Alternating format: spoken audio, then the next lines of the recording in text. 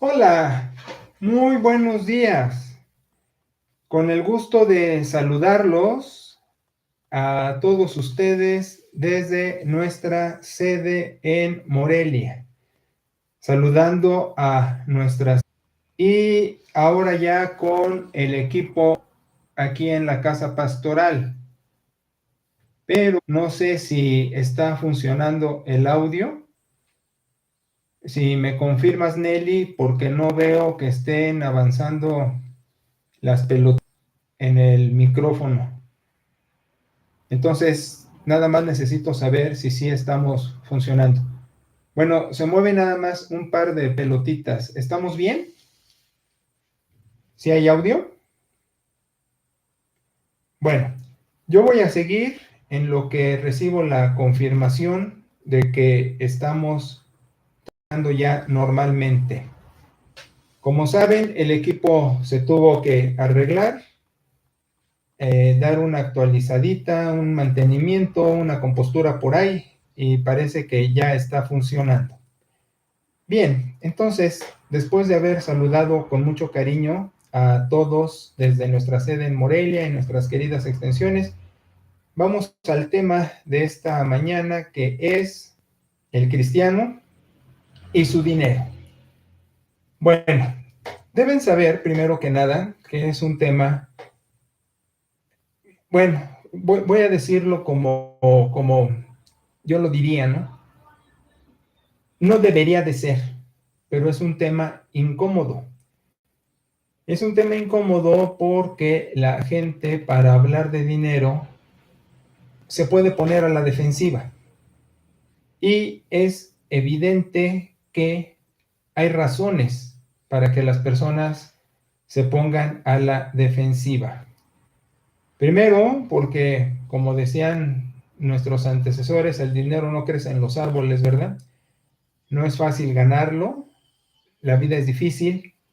Y luego también, por supuesto, está la cuestión que la situación económica no es una situación favorable.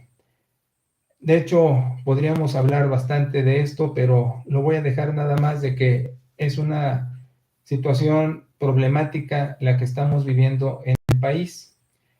Entonces, lo que nos toca es entender primero que es un tema que maneja las Sagradas Escrituras. Cuando hablamos de Biblia, luego creemos que solo va a hablar del cielo, pero hablar de las Escrituras es hablar de temas completos que tocan con la vida completa del individuo y de su sociedad.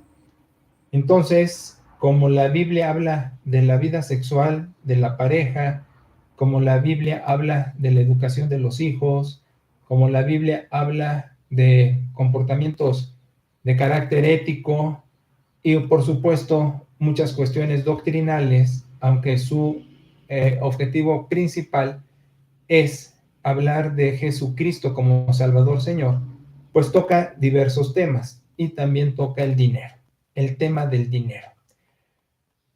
Entonces, vamos a hablarlo con la salud, que es hablar de los temas desde la Biblia.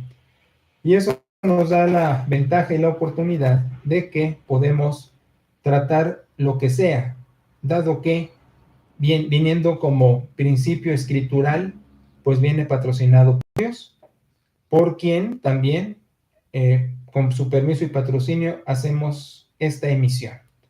Bien, entonces, primero empiezo diciendo, cuando se habla de dinero desde la Biblia, tenemos que entender que el dinero no es un asunto del individuo, sino es un asunto de Dios. En otras palabras, lo que voy a decir es, no es tu dinero. De hecho, debimos de haber corregido el título, o lo corrijo en este momento, porque no es el cristiano y su dinero, es el cristiano y cómo maneja el dinero de Dios. Ahora, vamos a empezar por el principio. Cuando decimos dinero de Dios, Obviamente no es porque Dios tenga una cuenta bancaria a su nombre, pero empezando por el principio más exhaustivo de la Escritura, todo es de Dios. Le pertenece todo como autoría, como creador, le pertenece todo como sustentador. Porque aquí debo decir algo, mira, la gente dice, es que es mi dinero porque lo conseguí de mi trabajo. Pero, siendo estrictos en la soberanía de Dios, el trabajo te lo proporcionó Dios, viene de su mano como bendición, y las manos, como el cerebro, como las piernas, para desempeñar tu trabajo, pues son dádivas también de Dios.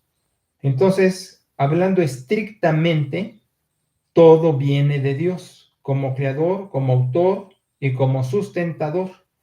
Te da el trabajo, te da las herramientas para el trabajo, te da la capacitación para el trabajo, te da la energía y la salud y además, etcétera, para poder hacer tu trabajo. Entonces, Martín Lutero tenía una cita que más o menos reza así. Eh, el trabajo es para que estés ocupado, porque la provisión viene de Dios. Siendo muy filosóficos con esta posición, estamos diciendo, al fin Dios te va a mantener, al fin Dios te va a sustentar.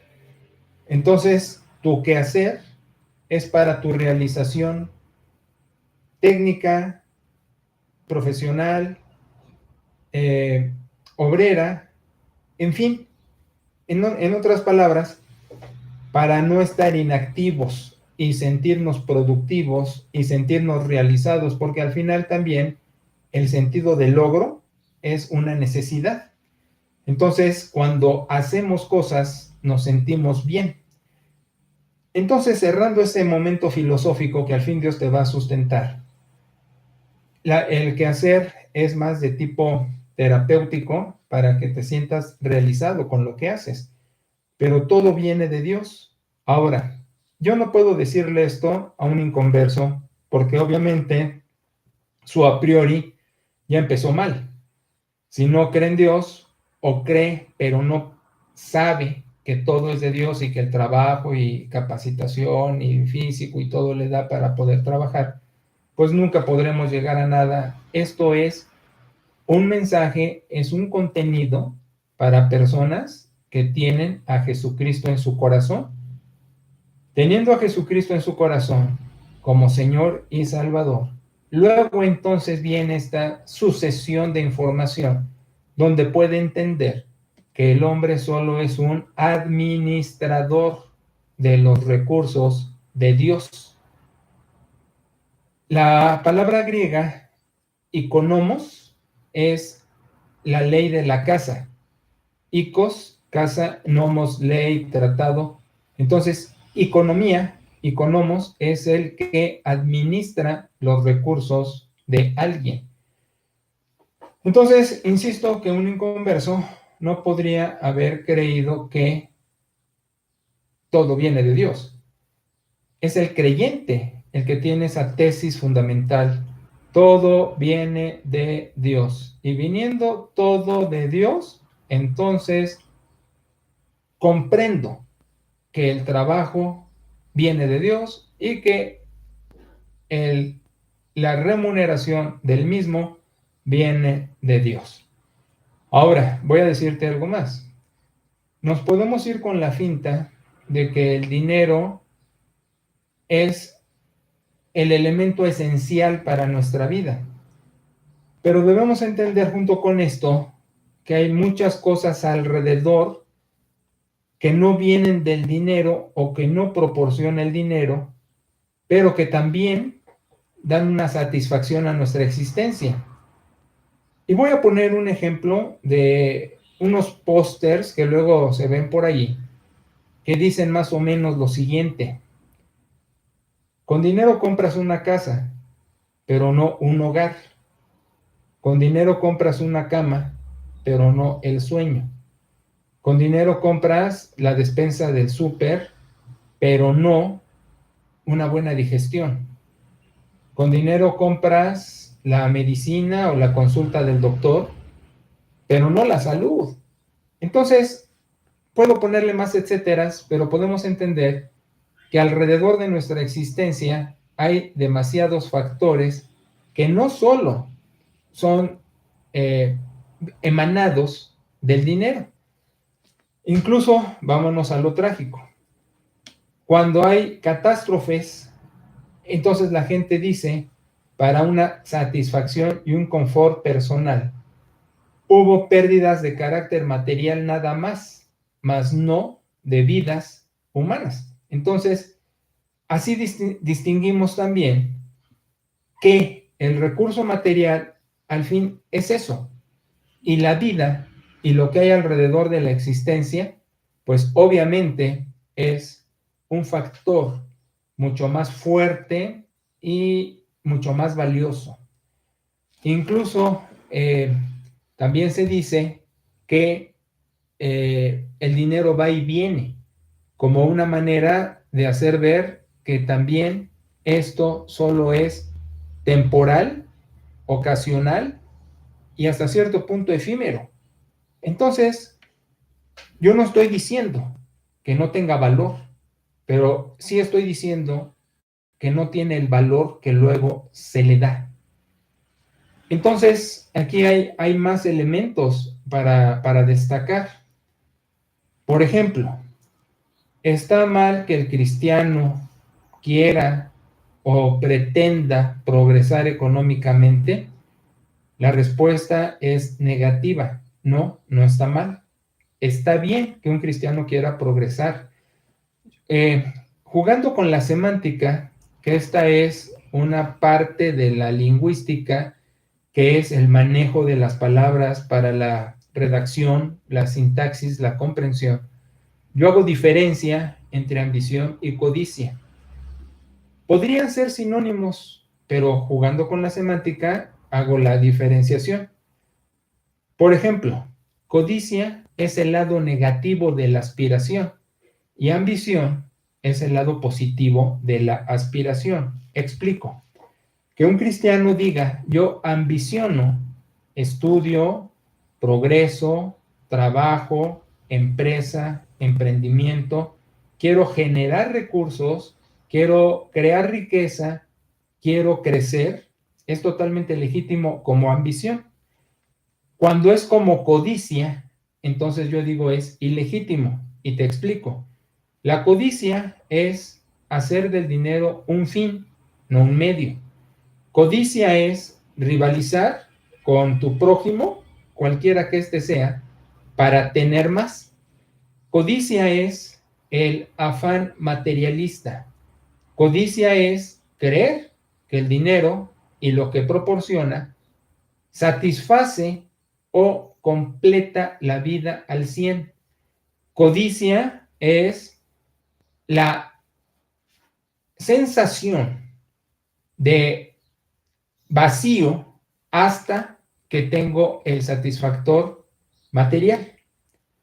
Si me estoy explicando, estoy diciendo, codicia es el lado negativo de aspirar y ambición es el lado positivo de lo mismo, porque quien ambiciona entiende que el dinero no es un fin, sino es un medio y que crear riqueza, como acabo de decir, no es en el sentido egotista de que la persona lo quiera para sí mismo, sino para crear bienestar hacia las personas que forman parte de la vida de quien ambiciona. Ahora, esto también se puede dar en la codicia, ¿verdad? Hay gente que roba para sus generaciones, pero aquí lo que estamos hablando es, queremos crecer y progresar para bienestar hacia una sociedad, una iglesia, una familia, un vecindario, y es ayudar a que otros puedan crecer, que no necesariamente quiere decir estar dando pescados, sino enseñarlos a pescar, crear fuentes de empleo, activar economía y todos esos etcéteras. Porque la escritura lo dice con claridad. Dice, el amor al dinero es el problema. La codicia, como estoy diciendo, no es el dinero en sí mismo, sino es el amor al dinero que estoy encasillando como codicia. Entonces hay que hacer esa distinción para entender que el dinero es una bendición, que la riqueza es una bendición, pero no creer que es para una satisfacción de... Ya he explicado esto también en la semántica. Egoísmo es la necesidad del individuo para salir adelante, como instinto de conservación, instinto de supervivencia. El egotismo es cuando el individuo piensa nada más en sí mismo, y la egolatría es ahora sí que el culto a la persona, ¿no? Entonces, lo que la gente menciona como egoísmo, yo lo trato como egotismo. Y el egoísmo, yo digo, es saludable para crecer y cuidarse y preservar. Y el egotismo es lo negativo cuando el individuo piensa nada más en sí mismo. De hecho, la sociedad, en la falta de cultura, maneja egoísmo como egotismo, pero son palabras diferentes. Bueno, todo esto desde su etimología griega, por eso puedo hacer la diferencia. Tú puedes verlo en el diccionario y vas a ver egotismo, que enfatiza eh, el cuidado de sí mismo de una manera individualista. ¿Ok? Bueno, entonces siguiendo, estamos hablando de que el manejo del dinero es una cuestión que también se requiere sabiduría, porque acabo de decir, somos administradores, economos. Si todo es de Dios, si todo viene de Dios, si todo lo sustenta y mantiene Dios y nos lo proporciona, entonces está esperando que nosotros hagamos un buen uso y un buen manejo de los recursos. Es prestado. Hay un pasaje con los profetas donde precisamente uno de los profetas está trabajando en el bosque con un hacha, y entonces al estar cortando madera, un árbol con el hacha, se le resbala y se cae al lago.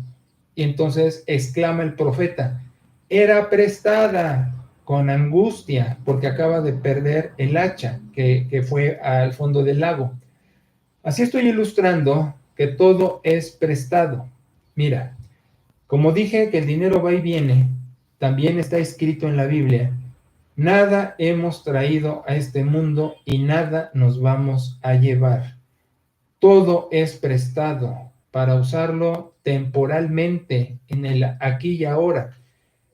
En los sepelios, luego la gente arroja al féretro alguna prenda, algún objeto que era del fallecido. Pero bueno, a menos que lo entierren bien con eso va a ser usado por un vivo que por ahí pase y lo sustraiga, ¿verdad? Porque el muerto pues ya no se lo va a llevar jamás. Entonces fíjate que aquí también hago yo la diferencia cuando me refiero a que colaboramos con Dios, porque también en las iglesias se dice que Dios usa a las personas, pero a mí eso me incomoda porque usamos los objetos, usamos las prendas, y yo prefiero decir, uno colabora con Dios porque participa con su voluntad, con su creatividad, con su inteligencia, con su talento, que todo viene de Dios, pero colaboramos porque lo ponemos a su servicio, lo ponemos en sus manos para que Él haga de ello lo que prefiera, ¿sí? En esa colaboración. Porque entonces es correcto cuando digo yo uso el dinero, uso los objetos, uso los recursos de todo tipo material, y ahí está la diferencia, ¿verdad? Entonces el mayordomo usa los recursos que vienen de Dios con sabiduría, porque al final tienen un algo. Entonces digo que se tiene que manejar con sabiduría, porque hay que saber discernir qué quiere Dios con estos recursos que me está prestando.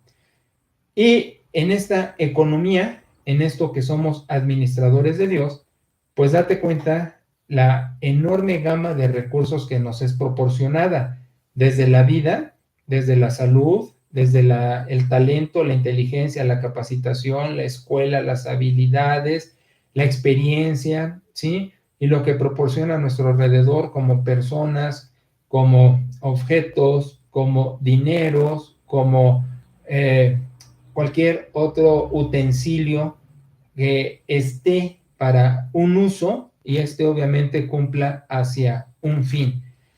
Entonces, lo que estamos diciendo e insistiendo es sabiduría para el manejo de estos recursos que está más que dicho, no son de uno mismo, son de Dios y nos los presta para servicio, para colaborar con Él, para un crecimiento individual, familiar, social, vecindario, eclesial, laboral y todos los etcéteras que le quieras poner. Entonces, vamos a platicar de lo que es la primera intención del manejo de los dineros. Y te explico, mira, el primer manejo que se tiene que hacer con el dinero se llama diezmo. Es lo primero. No hay otro valor hacia el dinero en la Biblia que vaya antes que el diezmo. Es decir, cuando Dios abre la conciencia del individuo a una relación con Él, lo primero que despierta es, si yo te doy el dinero, dice Dios, si yo te lo presto para que tú lo manejes para mí, lo primero es la distribución del diezmo. Ahora, aquí, insisto, estoy hablando a convertidos al cristianismo y que tienen una relación con Jesús, porque si no es el caso, esto desde antes ya no procede, porque es en la inteligencia de una relación espiritual con el Hijo de Dios. Ahora, a lo largo de mi pastorado, que el próximo año son 40 años en esto, he visto demasiado,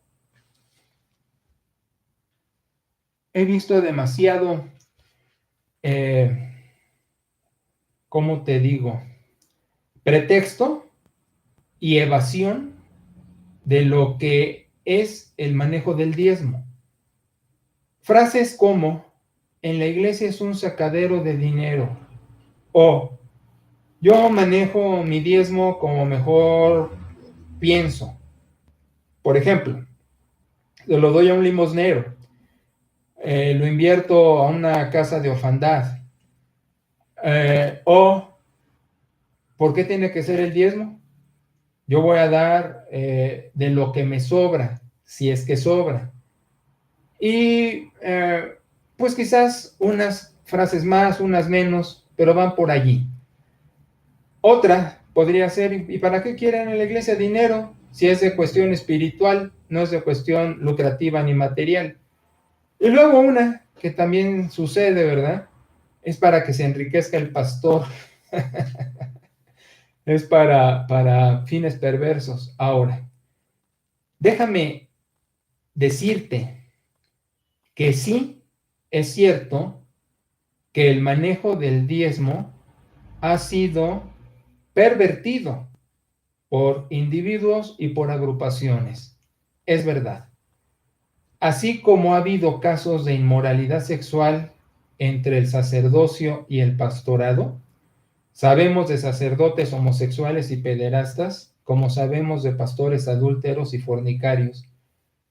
Pero no por eso vamos a decir que todos los sacerdotes o todos los pastores son inmorales sexualmente.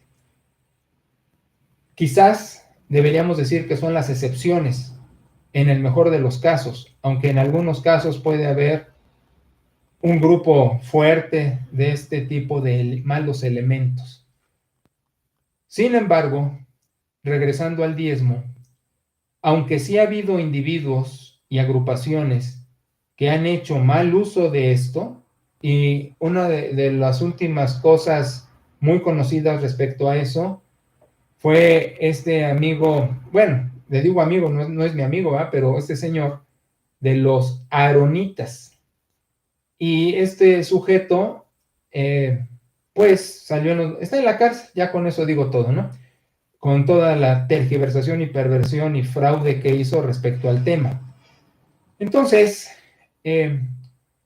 sí, ha habido esos casos, desde luego. Y te voy a poner otro ejemplo. Ha habido casos de choques de automóviles. Ha habido casos de atropellamiento de personas, de niños. Ahora, por eso no manejamos, por eso no usamos vehículos.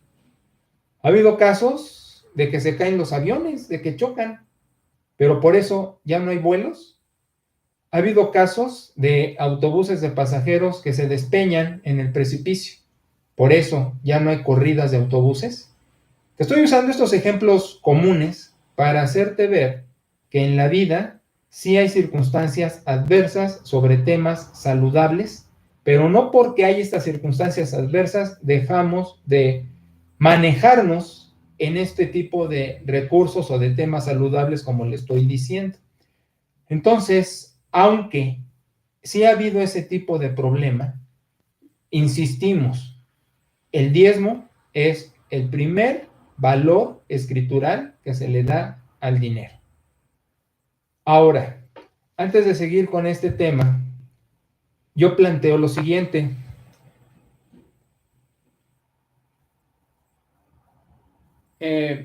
Necesito conectar el cargador de batería, todo lo que ya se había dicho antes, ¿verdad?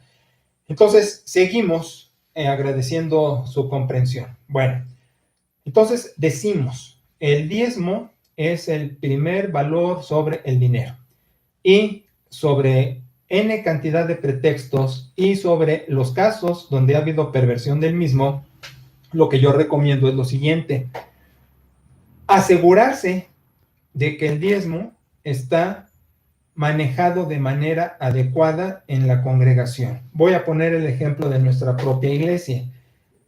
Nosotros tenemos una mesa directiva que está compuesta por representante legal y presidente de la mesa directiva. Tiene dos funciones, es nuestro hermano Turo. Tenemos tesorero, que es Carlos, Charlie, le decimos de cariño, apoderado legal, que es Silvestre, Silver, y Petrita, que es nuestra secre de mesa directiva. El manejo de los dineros obedece en base a un presupuesto, y ese presupuesto lo que significa es los gastos de operación de la iglesia. En el entendido de que una obra espiritual requiere recursos materiales, y el ejemplo que pongo es con la boca que oro, espiritualmente pues también como, ¿verdad? Y me comunico, o sea, así una obra espiritual requiere también recursos de carácter material. Entonces, se requiere gastos de operación, dentro de ellos las rentas, dentro de ellos mantenimiento de equipo, pago de luz, de internet, sueldo del pastor, luz, agua, etcétera, servicios, en fin. La iglesia también hacía para adquisición de instalación y adquirir equipo. Por ejemplo, ahorita lo que se tuvo que hacer precisamente para el mantenimiento de este equipo fue adquirir un micrófono exterior. Entonces, como te das cuenta, y la lógica, pues sí, hay gastos, hay dineros que se tienen que estar empleando, eso es evidente. Entonces, lo que yo digo es, para la salud de que no es para un individuo o es un mal uso de ese individuo, no lo usa el pastor, no es para el pastor, no hay un solo criterio para el manejo del dinero, sino obedece en base a un presupuesto. Ahora, también lo que digo es, los ofrendadores fieles, los diezmadores fieles, y por eso cuando ofrendamos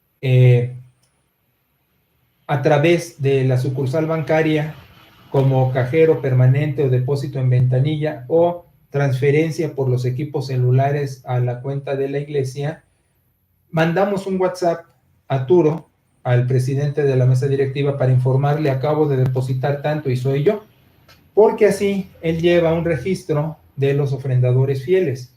Por cuestiones de control, no de indiscreción, no se revela la información, quién y cuánto, solo un control interno, para que el ofrendador sepa que su ofrenda llega y como tal está tomado en cuenta para voz y voto, de tal manera que si un ofrendador quiere saber el manejo del presupuesto, se le informa con toda oportunidad. No está secreto ni oculto, solo se maneja con discreción, porque en el entendido de una asociación y muchas gentes y todo eso, pues puede ser información que hasta cierto punto pues pueda poner en riesgo muchas cuestiones. Entonces, al ofrendador fiel que sistemáticamente está con esta ofrenda y quiere saber, tú con mucho gusto le haces saber el manejo de estos dineros. Entonces, lo que digo es, se maneja con control, no con un individuo, sino con una agrupación, y existe un presupuesto para aplicar estos recursos. Ahí es la manera saludable de decir: mi diezmo no es para un mal uso, sino es para un buen uso dentro de lo que el carácter de iglesia implica esta movilización. Mira, voy a extenderme más, pero como ya había dado la emisión antes de que se me acabara la batería y estoy dando esta otra, ¿qué te parece si lo dejamos aquí para que haya oportunidad a una próxima emisión y seguimos hablando del manejo del dinero, que es de Dios, de una manera sana?